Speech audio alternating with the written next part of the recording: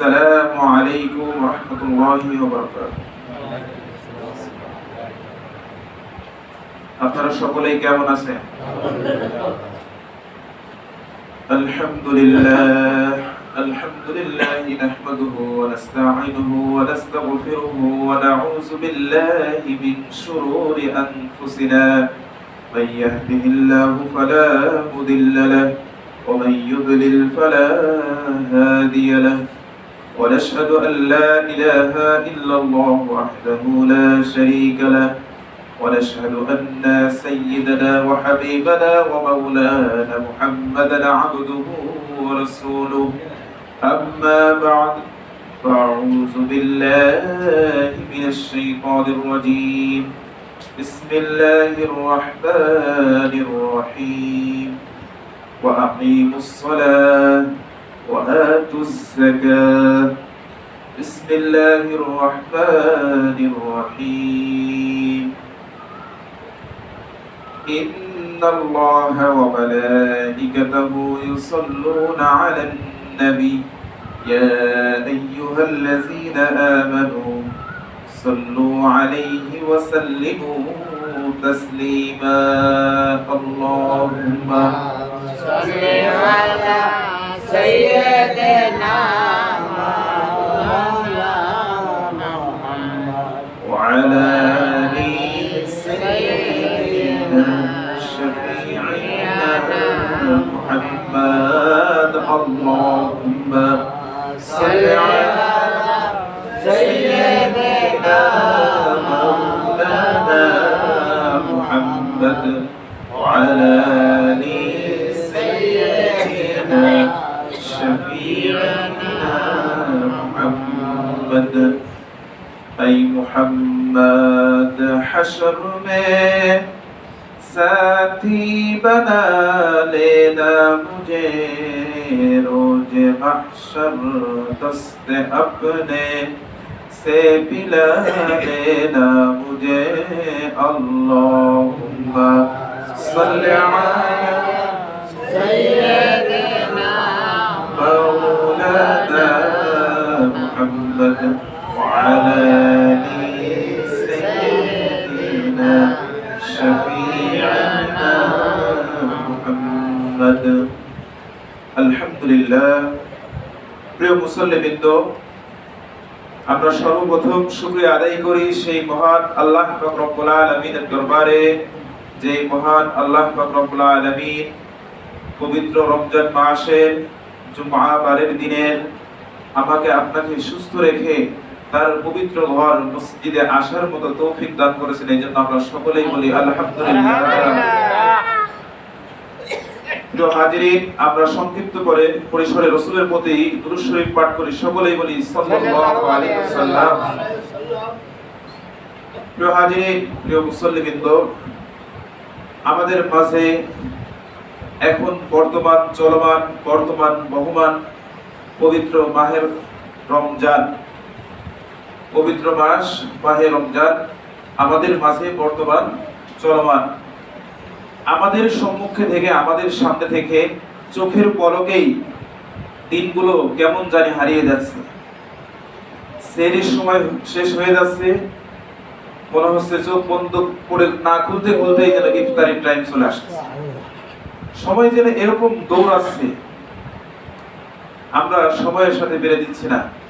আমরা যে রমজানের আসল যে হাকিকত, রমজানের যে আসল যে উদ্দেশ্য, রমজানের যে মূলত চাওয়া, আবার রমজানের যে মূল পাওয়া বা রমজানের যে মূল উদ্দেশ্য, সেটা আমি আপনি হাসিল করতে পারতেছি। আমার আপনার ভিতরে সমস্যা থেকেই যাচ্ছে। আমি আপনি রমজান মাস এই কারণে যে পরিবর্তন হব, সেই পরিবর্তন হতে পারতেছি না। তো প্রিয় হাজিরিন, এই সমস্ত বিষয়ে গত দুই জুম্মায় আমরা বিস্তারিত আলোচনা করেছি। প্রিয় হাজিরিন, আজকের আমি আপনাদের সম্মুখে অত্যন্ত গুরুত্বপূর্ণ সূরা বাকারা থেকে একটা আয়াত তেলাওয়াত করেছি। সেটি হচ্ছে ওয়াকিমুস সালাহ ওয়া আতুস যাকাত। মহান আল্লাহ পাক রব্বুল আলামিন বলতেছেন, নামাজ কায়েম করো, যাকাত প্রদান করো।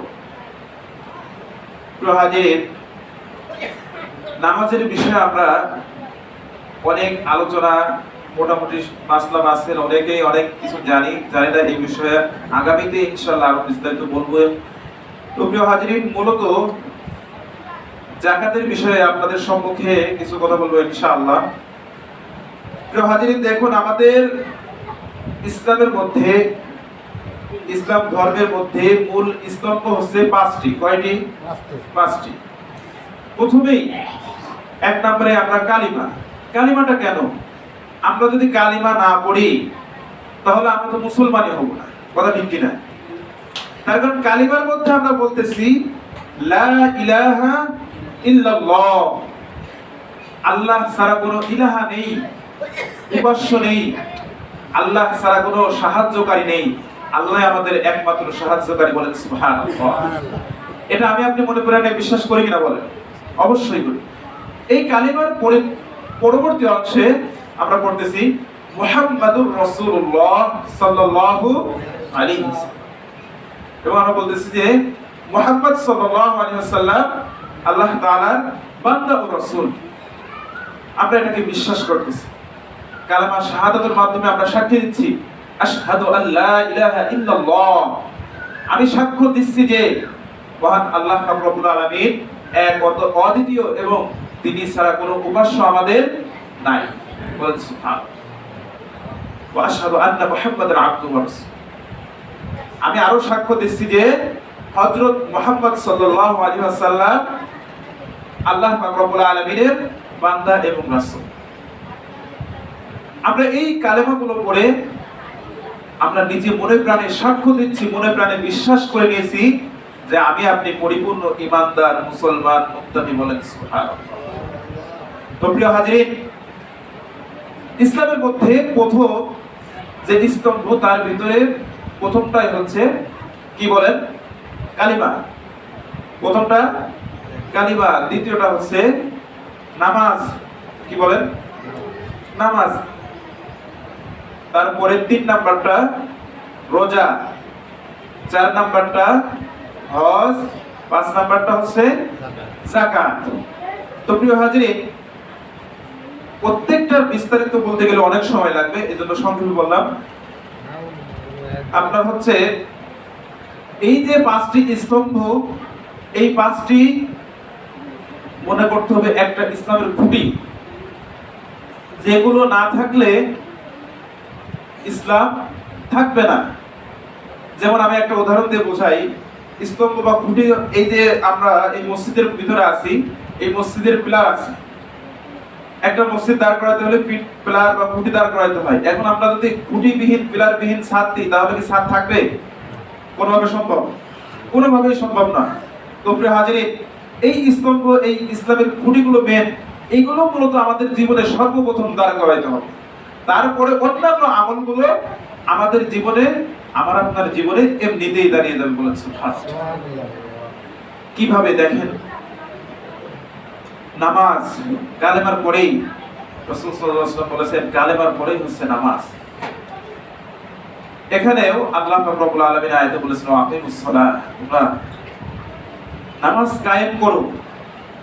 নামাজটা কায়েম করা, নামাজ না পড়লে কি কায়েম হয়ে যাবে? বলেন, নামাজটা না পড়লে কি কায়েম হয়ে যাবে? নামাজ না পড়লে কোনোদিনও কায়েম হওয়া সম্ভব না। এরকম কিছু ইঞ্জিনিয়ার মুসল্লিদের প্রশ্ন শুনে যে আল্লাহ নামাজ কায়েম করতে বলছে, পড়তে বলে নাই, না পড়লে কায়েম হবে কি করে? তো প্রিয় মুসল্লি, সেদিকে না যাই। তো দেখুন, নামাজ আমাদের পরিপূর্ণভাবে আদায় করতে হবেই, এতে কোনো সন্দেহ নাই। নামাজ না আদায় করলে ধনী গরিব, ফকির মিসকিন, বাদশা থেকে শুরু করে সর্বনিম্ন যারা আছেন না কেন, যেই থাকুক না কেন, নামাজ না পড়লে তার গুনাহ হবে, এতে কোনো মাফ নাই, এতে কোনো মাফ নাই, সে যেই হোক না কেন। তো প্রিয় হাজিরিন, এরপরে যে রোজা, আরেকটি স্তম্ভ, সেটা হচ্ছে 3 নাম্বার স্তম্ভ হচ্ছে রোজা। আল্লাহ রাব্বুল আলামিন রমজান মাসের একটি মাস এই রোজাটা ফরজ করেছেন। ইয়া আইয়ুহাল্লাযীনা আমানু কুতিবা আলাইকুমুস সিয়াম কামা কুতিবা আলাল লাযীনা মিন ক্বাবলিকুম লাআল্লাকুম তাত্তাকুন। প্রিয় হাজিরিন, আল্লাহ পাক রব্বুল আলামিন আমাদেরকে ডেকে বলতেছে যে হে ঈমানদারগণ, তোমাদের উপরে রমজানের রোজা সিয়াম ফরজ করা হয়েছে যেভাবে পূর্ববর্তীদের উপরে ফরজ করা হয়েছিল, যাতে তোমরা তাকওয়া অর্জন করতে পারো, তাকওয়াবান হতে পারো। প্রিয় হাজিরিন, এই আয়াতের পরিপ্রেক্ষিতে আমরা গত দুই জুম্মায় আমরা কিভাবে আমাদের অন্তরের তাকওয়া, দেহের তাকওয়া, অঙ্গ প্রত্যঙ্গের তাকওয়া, হাতের তাকওয়া, নাকের তাকওয়া, কানের তাকওয়া কিভাবে অর্জন করব আমরা বিস্তারিত শুনেছি। তো প্রিয় হাজিরিন, এই রমজান মাসটা আসা হচ্ছে আমাদের মূলত তাকওয়া অর্জন করার জন্য।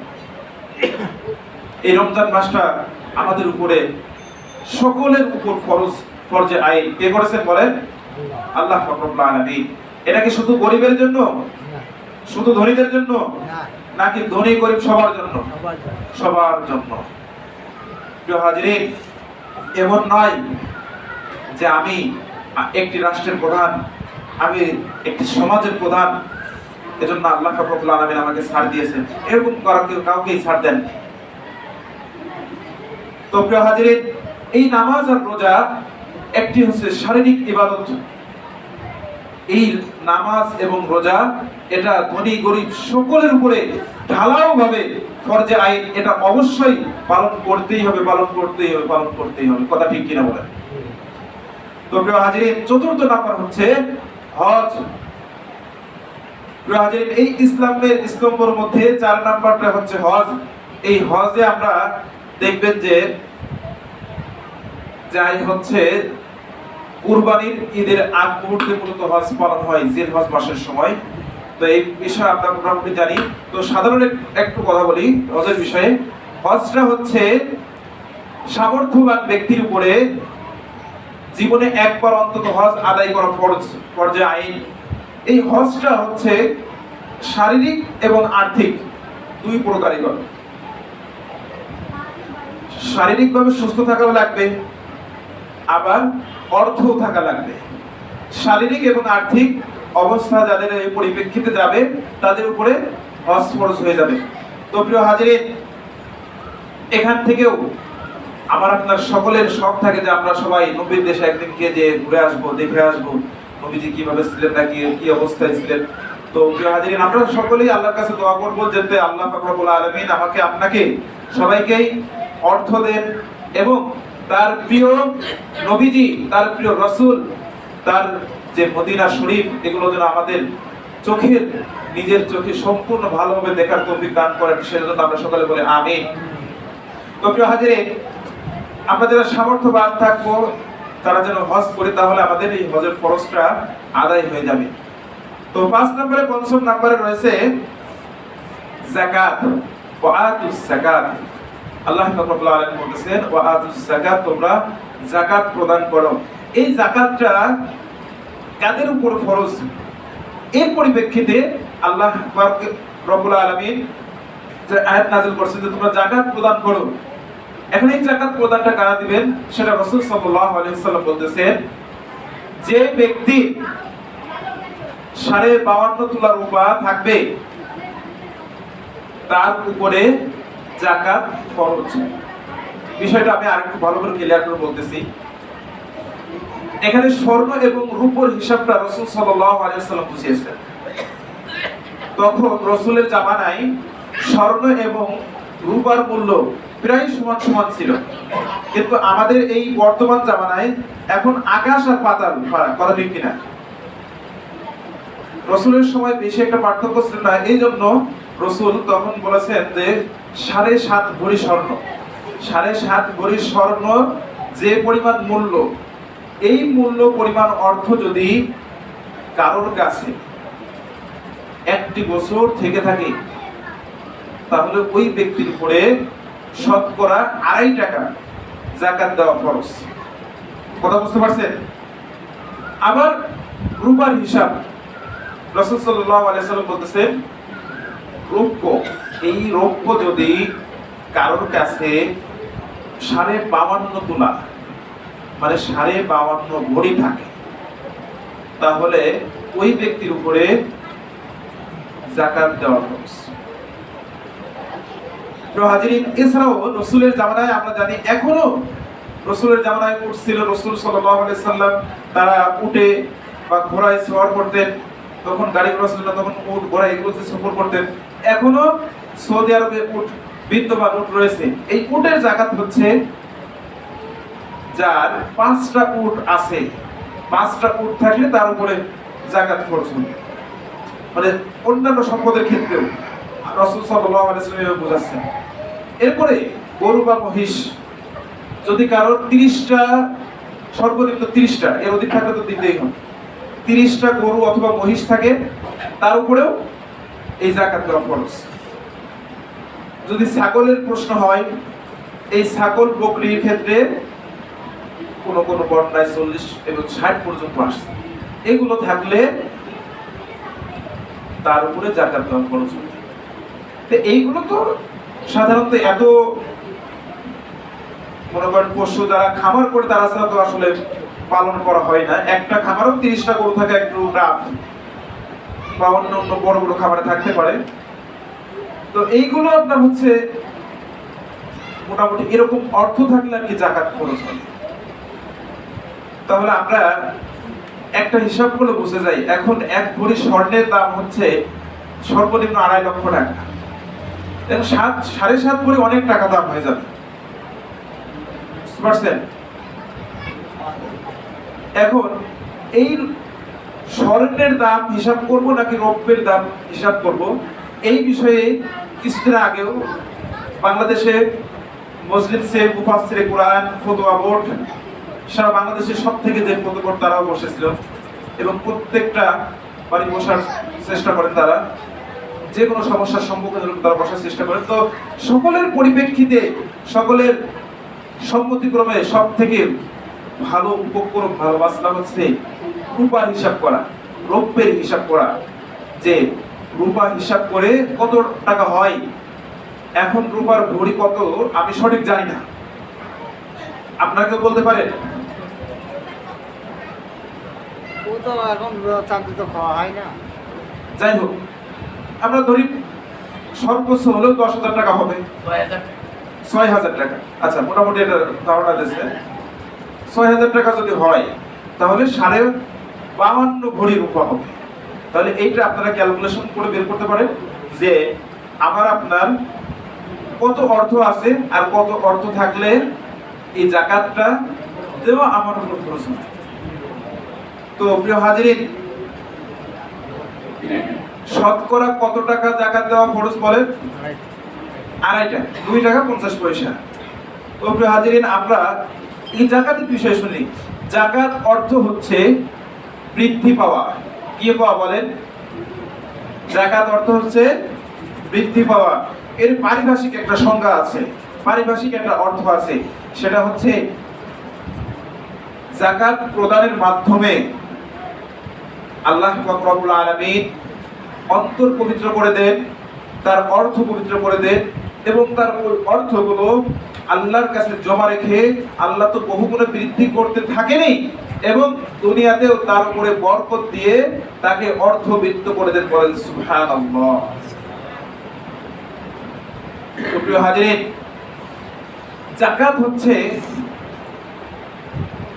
যারা গরিব আছে, যারা অসহায় আছে, এটা তাদের হক, এটা তাদের হক। আল্লাহ পাক রব্বুল আলামিন বর্ণনা করে দিয়েছেন অনেক আগে থেকেই। এটা কেন? ইসলাম হচ্ছে ইনসাফের ধর্ম, ইসলাম হচ্ছে সবাইকে একতাবদ্ধ করার ধর্ম। ইসলাম কাউকে ছোট করার ধর্ম নয়, ইসলাম কাউকে খারাপ করার ধর্ম নয়, ইসলাম কাউকে তুচ্ছ তাচ্ছিল্য করার ধর্ম নয়, ইসলাম কাউকে মনে করেন আপনি ছোট করে ধূলিসাৎ করে দেবেন, এটা ধর্ম নয়। ইসলাম হচ্ছে শান্তির ধর্ম। ইসলাম ধর্মে যাতে সকলেই শান্তিতে বসবাস করতে পারে, এজন্য আল্লাহ রাব্বুল আলামিন আমাদের সকলের অর্থবিত্ত যারা আছে তাদের উপরে যাকাত দেওয়া ফরজ করেছেন। বলেন সুবহানাল্লাহ। প্রিয় হাজিরিন, এই যাকাত দেওয়ার ব্যাপারে আরেকটা কথা, সেটা হচ্ছে আমরা যাকাত দিতে অনীহা পোষণ করি। আমরা মনে করি যাকাতটা আমার জন্য জরিমানা, যাকাতটা আমার জন্য অপরাধ বা আমি নিজের দোষ মনে করতেছি। রাসূল সাল্লাল্লাহু আলাইহি ওয়াসাল্লাম বলতেছেন, জামানায় এমন একটি সময় আসবে তখন উম্মতরা যাকাত দেওয়া নিজের কাছে অপরাধ মনে করবে, নিজের কাছে জরিমানা মনে করবে। তারা যাকাত সম্পূর্ণ দেবে না, দিলেও সামান্য দেবে, অনেকে দেবেই না। এইভাবে আস্তে আস্তে আস্তে আস্তে যারা যাকাত দেবে না তাদের প্রতি আল্লাহ রাব্বুল আলামিন হঠাৎ তারা কল্পনা করতে পারে না এমন বড় বড় গজব নাযিল করবেন, বলেন নাউযুবিল্লাহ। আমরা ইতিপূর্বে দেখে আসতেছি আমাদের মুসলমানদের ভিতরে অনেক অত্যাচার নির্যাতন হচ্ছে এবং ঢালাও ভাবে আমাদের উপরে অনেক আযাব গজব আল্লাহ রাব্বুল আলামিন দিয়েছে। এর আগে করোনা ভাইরাস দিয়েছে, এছাড়া অন্যান্য ভাইরাস আছেই, এছাড়াও ভূমিকম্প, ঘূর্ণিঝড়, বন্যা এগুলো প্রায় সময় হয়েই থাকে, কথা ঠিক কিনা? তো প্রিয় হাজিরিন, এগুলোই আল্লাহ তাআলার গজব, এগুলোই আল্লাহ তাআলার গজব। এগুলো আমাদেরকে আল্লাহ রাব্বুল আলামিন গজব দিয়ে শিক্ষা দেন, তোমরা সতর্ক হও। তো প্রিয় হাজিরিন, আমাদেরকে সতর্ক হতে হবে। প্রিয় হাজিরিন, এই যাকাত দেওয়ার বিষয়ে আমরা যারা যাকাত দেই, সামান্য কিছু দেই, দিয়ে মানুষকে একটা শাড়ি কিনে দিই, মানুষকে একটা পায়জামা কিনে দিই, মানুষকে একটা কোনো এতিম ছেলেকে একটা জুব্বা কিনে দিই, এটা মূলত যাকাতের ধরন না। এটা কি না বলেন? আবার একজনকে একটা লুঙ্গি কিনে দেই, একটা গেঞ্জি কিনে দেই, আবার এমন সুন্দরতা কিনে দেই যা একবার থেকে 2-3 বার ধুইলেই সে আর পড়তে পারে না। শাড়ি কিনে দেই এমন, আমরা দোকানে গিয়ে আগে বলি যাকাতের শাড়ি দেন, মানে বিষয়টি এমন হয়ে গেছে দোকানদারও বুঝে গেছে যে ওইটা একেবারে নরমাল, দোকানদারও নিয়ে আসছে নরমাল জিনিস, এটা যাকাতের শাড়ি। কোন মানসিকতা কোথায়? এখন আমি ধনাঢ্য ব্যক্তি, আমি যদি 5টা 10টা বা 50টা শাড়ি যদি মানুষকে এই না দেই, আমাকে কটাক্ষ শুনতে হবে, আমার খারাপ কথা শুনতে হবে, সারা জীবন অর্থই বানাইছে, সে যাকাত দেয়নি। আমি আপনাদের কাউকে দোষাচ্ছি বলেন না না, আমি আমার নিজেকে দিয়ে বলতেছি, নিজেকে দিয়ে বলতেছি। হয়তো এটা আপনাদের কারোর গায়ের উপর চলে যাচ্ছে, এটা আপনাকে মারার জন্য ধরার জন্য বলতেছি না, আপনাকে একটু শিক্ষা দেওয়ার জন্য বলতেছি। প্রিয় হাজিরিন, শিক্ষা নেবেন। তো আমরা দোকানে গিয়ে বলি যাকাতের শাড়ি দেন, আমরা যাকাতের শাড়িটা নরমাল আমরা নিজেরা বানিয়ে নিয়েছি। এগুলো করার মূল ফ্যাক্ট নয়। যাকাতের মূল ফ্যাক্ট হচ্ছে একজনকে স্বাবলম্বী করা, সে যাতে আর কোনোদিন যাকাতের জন্য মানুষের কাছে হাত না পাতে, সে যাতে আর কোনোদিন এই যাকাতের রাস্তায় বা যাকাতের যে এতিমের বা মিসকিন বা ফকিরের যে পথ আছে বা ওই যে লাইনটা আছে, ওই লাইনে যাতে আর কোনোদিন না দাঁড়ায়, সেজন্য তাকে একটা প্রজেক্ট করে দেওয়া, এটা হচ্ছে যাকাত। আপনার যাকাত বছর হিসাব করে দেখা যাচ্ছে 10,000 টাকা আসছে, আপনি বেশি না হলে 20,000 30,000 বা 1 লাখ টাকা আসছে, আপনি সবাইকে খুশি করার দরকার নাই। আপনি এক এক বছরে এক একটা মানুষকে স্বাবলম্বী করেন, এক একটা মানুষকে স্বাবলম্বী করেন, তাহলে ওইটা হবে আপনার প্রকৃত মূল যাকাত দেওয়ার উদ্দেশ্য এবং প্রকৃত মূল যাকাত দেওয়ার নিয়ম। তাহলে ওইটা ওই ব্যক্তিটা স্বাবলম্বী হবে। এভাবে আপনি এবং আমরা সবাই যদি যারা স্বাবলম্বী আছে তারা যদি সবাই যাকাত দেই, 5 জন ব্যক্তিকে যদি 5 জন দেয়, তাহলে এই 5 জন স্বাবলম্বী হলে আমাদের দেশ, আমাদের এই সোনার বাংলাদেশ দারিদ্র থাকবে না, দারিদ্র মুক্ত হবে ইনশাআল্লাহ। কথা ঠিক কিনা বলেন? তো প্রিয় হাজিরিন, এই যাকাত আমরা কোন কোন জায়গায় দেব, আল্লাহ রাব্বুল আলামিন সেই খাতগুলো বলে দিচ্ছেন। আমি আপনাদের একটু ভেঙে বিস্তারিত বলি। আল্লাহ রাব্বুল আলামিন সূরা তাওবার 60 নম্বর আয়াতে বলতেছে, ইন্নামাস সাদাকাতু লিল ফুকারা। এই সাদকা তথা যাকাত লিল ফুকারা, প্রথমে পাবে ফকির। কারা বলেন? ফকির। ফকির শব্দটি হচ্ছে আরবি শব্দ। ফকির শব্দটি আরবি শব্দ, এর অর্থ হচ্ছে গরিব। এর অর্থ হচ্ছে গরিব। যাকাতের খাত হচ্ছে 8টি, মানে 8টি জায়গায় আল্লাহ রাব্বুল আলামিন যাকাতের অর্থ দিতে বলেছেন। এই যাকাতের অর্থ যেখানে সেখানে দেওয়া যাবে না। শুনেন, ভালো করে শুনবেন, এগুলো মনে রাখবেন আশা করি। 1 নাম্বার হচ্ছে ফকির, মানে যাদের এই ফকির তথা গরিব, যাদের সামান্য অর্থ আছে, বেশি অর্থ নাই, তাদের চলতে কষ্ট হয়, এরকম ব্যক্তিকে যাকাতের অর্থ দিয়ে স্বাবলম্বী করতে হবে। কথা বুঝতে পারছেন? 1 নাম্বার। আচ্ছা, 2 নাম্বার হচ্ছে ওয়াল মাসাকিন তথা মিসকিন। আল্লাহ রাব্বুল আলামিন মিসকিনদেরকে অর্থ তথা যাকাতের অর্থ দিতে বলতেছেন। এই মিসকিন কারা? মিসকিন হচ্ছে যাদের কোনো অর্থ নাই, যারা একেবারে মিসকিন, যাদের ধনকুল নাই, কোনো সামান্য অর্থ আছে গরিবের, যারা গরিব তাদের আছে সামান্য অর্থ, আর মিসকিন অর্থ হচ্ছে তাদের কিচ্ছু নাই, তাদেরকেও যাকাতের অর্থ দিতে হবে। 3 নাম্বার ওয়াল আমিলিনা আলাইহা, এটা হচ্ছে যাকাত ব্যবস্থাপনায় নিয়োজিত কর্মকর্তা কর্মচারী যারা। দেখবেন অনেক বড় যেখানে যাকাতের একটা ফান্ড থাকে, রাষ্ট্রীয় একটা ফান্ড থাকে, এর পাশাপাশি আমাদের দেশে খুব সুন্দরভাবে শেখ আহমদুল্লাহ হুজুর চালু করেছেন আস-সুন্নাহ ফাউন্ডেশন।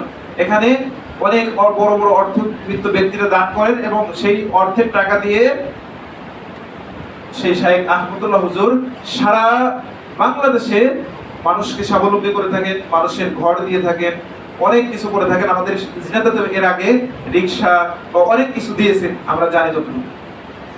তো প্রিয় হাজিরিন, এই যে যারা প্রদান করতে আসে, যারা এই কাজটা বন্টন করতে আসে, তারা হচ্ছে কর্মকর্তা কর্মচারী। এই কর্মচারীদেরকেও যাকাতের অর্থ থেকে যাকাত দেওয়া যাবে। কথা বুঝতে পারছেন? 3 নাম্বার। 4 নাম্বারে যাই, ওয়াল মুআল্লাফাতিল কুলুব, এটা হচ্ছে অমুসলিম যারা আছে তাদেরকে আকৃষ্ট করার জন্য। আগে রাসূলের জামানায় এটা খুব ছিল, এখন এটা রহিত হয়ে গেছে, মানে রহিত মানে উঠে গেছে। এটা কেন? রাসূলের জামানায় আগে আমরা জানি যে সবার একটা অভাব অনটন ছিল। তখন প্রথমত রাসূল তাদেরকে বলা হতো যে তোমরা ইসলামের পথে আসো, তোমাদেরকে এই সাহায্যটা প্রদান করা হবে। এখন আপনি কোনো বেধর্মীর কাছে যাই বলেন যে আমি তোমাকে 5,000 বা 50,000 টাকা দেবো, তুমি আমার ধর্মের পথে আসো, ও কোনোদিনও বলবে না যে আমি আসবো। ও আরো বলবে আমি তোমাকে 1 লক্ষ টাকা দিচ্ছি, তুমি আমার ধর্মে আসো। কথা ঠিক কিনা? তার কারণ আমার থেকে ওর টাকা এখন বেশি নেই। বিষয়টা এই জন্য এখন বলা হয়েছে এটা রহিত হয়ে গেছে, এরকম বিষয়টা।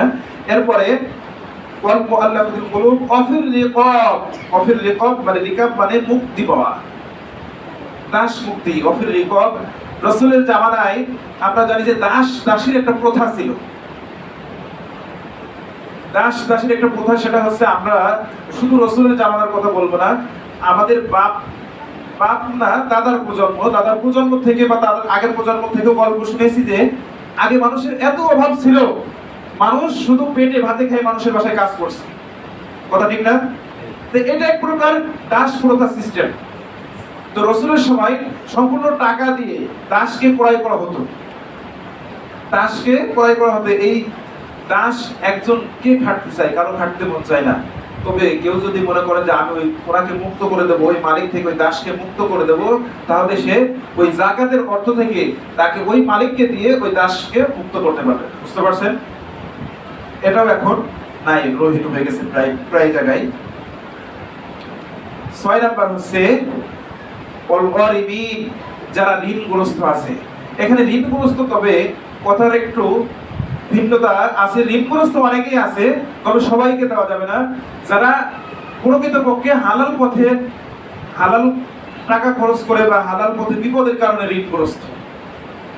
আমি আপনি জুয়া খেলে ঋণগ্রস্ত হয়েছি, ফ্ল্যাশ খেলে ঋণগ্রস্ত হয়েছি, আমাকে আপনি যাকাত দেবেন? বলেন, আমাকে যাকাত দেবেন না? না। বিষয়টা হচ্ছে এমন ব্যক্তি যে হঠাৎ অসুস্থ হয়ে গেছে, ক্যান্সারে আক্রান্ত হয়ে গেছে। দেখবেন যে অনেক মানুষ আছে ক্যান্সারে একটা অসুস্থ হলে ভিটা বাড়ি বেচতে দেখা যাচ্ছে ঘরের বাসা বাড়ি থাকার মতো পরিবেশ থাকে না, অথচ এক সময় তাদের অনেক অর্থ ছিল। এরকম ব্যক্তি যারা ঋণগ্রস্ত আস্তে আস্তে হয়ে যায়, তাদেরকে যাকাতের অর্থ দেওয়া যাবে। এর পাশাপাশি অগ্নিকাণ্ড ঘটে। কি ঘটে? অগ্নিকাণ্ড ঘটে, ব্যবসা প্রতিষ্ঠান অথবা নিজের বাসাবাড়ি পুড়ে ধূলিসাৎ হয়ে যায়, নিজের সারা জীবনের অর্জন, সারা জীবনের স্বপ্ন কয়েক ঘন্টায় একেবারে ছাই পরিণত হয়ে যায়। কথা ঠিক কিনা বলেন? এই সমস্ত ব্যক্তিদেরকে যাকাতের অর্থ প্রদান করতে পারবে। 7 নাম্বার ফি সাবিলিল্লাহ, এটা হচ্ছে আল্লাহর রাস্তায়। যখন যুদ্ধের সময়, যখন আল্লাহর রাস্তায় যখন যুদ্ধ করা হতো, যুদ্ধ করার জন্য যে সরঞ্জাম কেনার প্রয়োজন, তলোয়ার বলেন, অন্যান্য যে যুদ্ধ যে সমস্ত যে যন্ত্রপাতি, এখনো আমাদের জামানায় যুদ্ধ হলে আমরা যদি, তবে এই যুদ্ধটা হতে হবে ন্যায়ের পক্ষে, ইসলামের পক্ষে যুদ্ধ হতে হবে। হারামের পক্ষে ইসলামের পক্ষে যাওয়া যাবে না। তার কারণ আল্লাহ রাব্বুল আলামিন বলতেছেন ফি সাবিলিল্লাহ, ফি সাবিলিল্লাহ মানে একেবারে ফি সাবিলিল্লাহ, আল্লাহর পথে, আল্লাহর রাস্তায়, আল্লাহর উদ্দেশ্যের জন্য এই যাকাতের অর্থ দিতে হবে। তো এখানে যদি ইসলামের পক্ষেই মূলত এখনো যদি যুদ্ধ হয়, এখনো যে অনেক বড় পারমাণবিক অস্ত্র বা যত বড় বড় অস্ত্র আছে এগুলো কেনার জন্য যাকাতের অর্থ প্রদান করা যাবে। একেবারে শেষ ইবনুস সাবিল তথা পথিক মুসাফির যারা আছে, এটা হচ্ছে ৮ নাম্বার। এই মুসাফির অর্থ হচ্ছে যারা অনেক দূরে সফর করতে গিয়েছেন, সফর করতে যাওয়ার পরে হঠাৎ তার কাছে অর্থ শেষ হয়ে গেছে, এরকম হয়। সফরে গিয়ে বিপদের সম্মুখীন হতে পারে, এমন একটা জায়গায় সফরে গেছে তার কল্পনা ছিল না যে এত টাকা লাগবে, টাকা কম নিয়ে গেছে, এরকম তার এখন বাসায় যোগাযোগ করার মতো পরিবেশ নাই, এখন তার কিছু টাকা লাগবে, অর্থ লাগবে। ওই সময় যতটুকু অর্থ তার প্রয়োজন অতটুকু অর্থ সেই মুসাফিরকে দেওয়া যাবে। এই হচ্ছে যাকাতের ৮টি খাত। তো প্রিয় হাজির, এই যাকাতটা ১টি বছর হতে হবে। এই যাকাতটা যে শুধু রমজান মাসেই দিতে হয় তা নয়। আমরা রমজান মাসে কেন বলি, রমজান মাসে ১ বছর পূর্ণ হওয়ার আগেও যাকাত দেওয়া যায়। রমজান মাসে দিলে কি হবে, রমজান মাসে দিলে আপনি যে ১ টাকা দানের যে ৭ থেকে ৭০ গুণ, ৭০ থেকে ৭০০ গুণ পর্যন্ত সওয়াব, এই পরিমাণ সওয়াবটা আপনি যাকাতের মাধ্যমে পাবেন। বলেন সুবহানাল্লাহ। তো প্রিয় হাজির, আমাদের উপরে যাদের যাকাত দেওয়া ফরজ, আমরা অবশ্যই কোনো সময় কার্পণ্যতা করব না, কৃপণতা করব না। আপনি অবশ্যই যাকাত দেওয়ার চেষ্টা করব। এতে করে আমার আপনার হাত সম্প্রসারিত হবে, আমার মনের ভিতরে ভালো লাগবে, মন পবিত্র হবে এবং আল্লাহ রাব্বুল আলামিন অর্থ পবিত্র করে দেবেন এবং যাকাতের যে মূল অর্থ বৃদ্ধি পাওয়া, আমার আপনার অর্থ আল্লাহ রাব্বুল আলামিন তার গায়েবী খাজানাতে বৃদ্ধি করে দেবেন ইনশাআল্লাহ। আল্লাহ আমাদের সবাইকে যাকাত দেওয়ার তৌফিক দান করুন এবং দ্বীনের সঠিক পথে চলার মতো তৌফিক দান করুন। সকলে বলেন আমিন। ওয়া আখিরি দাওয়ানা আলহামদুলিল্লাহি রাব্বিল আলামিন।